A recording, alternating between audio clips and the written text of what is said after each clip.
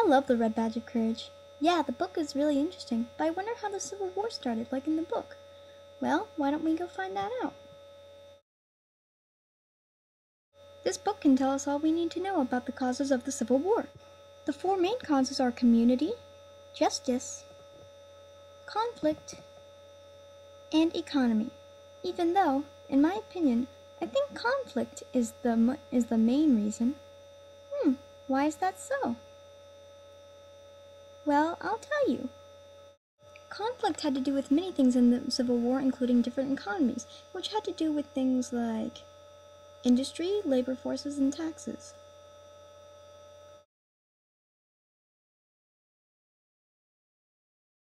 Not only were there different economical views, but also opposing social views that caused the Civil War conflict.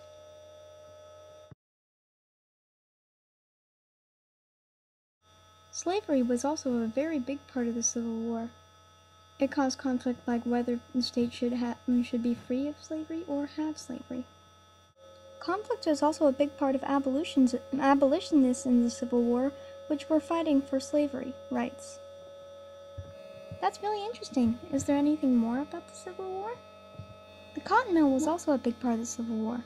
As the cotton mill was invented, cotton was made to be separated more easily and faster, which made people people richer and started the fight over cotton in different nations. The election of Abraham Lincoln wanted to set the slaves free, but then people started protesting on whether the state should have slaves or not, or if they should have popular sovereignty, or the people decide if they should have slaves or not. Cleveland, Kansas was when the Nebraska Territory and the Kansas Territory were separated. The Nebraska Territory was a free state and Kansas Territory was a slave state.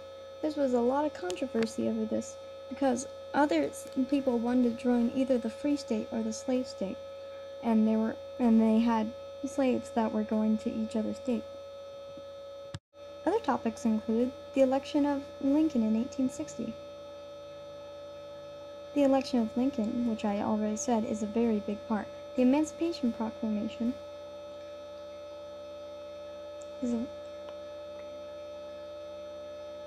and the Missouri Compromise of 1820, and the South secedes. All of those are very big parts of the Civil War and conflict. Wow, that is really cool. I respect your opinion, but why don't you think that the other ones have a chance? Well, I'll tell you. In economy, right here, some of the things listed are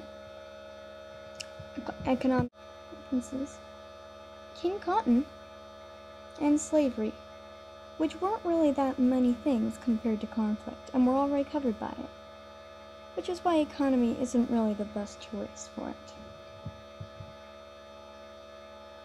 Justice, although it was a good part of it, only had slavery, the Fugitive Slave Act, the Compromise of 1850, and opposing social views, although, in my opinion, those just didn't seem as important as conflict. Next is community. Community had opposing social views, abolitionists, election of 1860, bleeding Kansas, and state rights versus federal government. Now this was hard to choose because community is very good choice to conflict. But then that conflict is the choice because conflict is war itself. And there could be no war without conflict. And that is why conflict is definitely the obvious choice for the main cause of the Civil War. Wow, that's really cool. I'm glad I learned that. Yeah, isn't it interesting? I'm glad I learned it too. That was a really fun thing to do. Don't you agree? Yeah, that was really fun. But I also wonder if that was the actual way what if our theory doesn't even count? Would it even persuade people? Who knows? Maybe people might be persuaded by this, you know?